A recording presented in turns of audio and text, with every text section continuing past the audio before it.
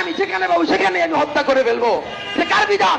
এটা আল্লাহর বিধান। আল্লাহ পাক কোরআনে বলছেন, মালউনিনা আইনামা সুকিফু উখিযু ওয়া কুতিলু তাকতিলা। ওই অভিশপ্ত মালউন যে আল্লাহকে কটূক্তি করে, নবীকে কটূক্তি করে, তাকে তোমরা যেখানেই পাবে, যেথায় পাবে সেখানে তাদেরকে হত্যা করবে। এটা কার বিধান? এটা আল্লাহর বিধান, রাষ্ট্রের কোনো বিধান না। আমি মুসলমান, আমার পরিচয় ইসলাম। আমি যদি আল্লাহকে বিশ্বাস করি, আমি যদি আমার নবীকে বিশ্বাস করি, আমি যদি ধর্মীয় হই, তাহলে অবশ্যই তাকে আমি যেখানে পাবো সেখানে আমি হত্যা করে ফেলবো। সুতরাং যদি রাষ্ট্র কোনো পর্যায়ে, অফিস আদালতে যদি কোনো মুসলমান থেকে থাকো, তোমার দায়িত্ব হচ্ছে তোমার মুসলমানিত্ব বোধ থেকে তুমি এই কুলাঙ্গারের বিচার করে তুমি তোমার আসনের মর্যাদা রক্ষা করবা ইনশাআল্লাহ।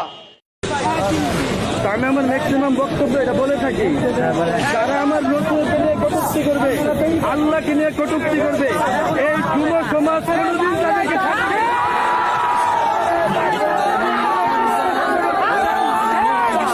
আমাদের বক্তব্য স্পষ্ট যে আমাদের রসুলকে নিয়ে কথা বলবে, আমার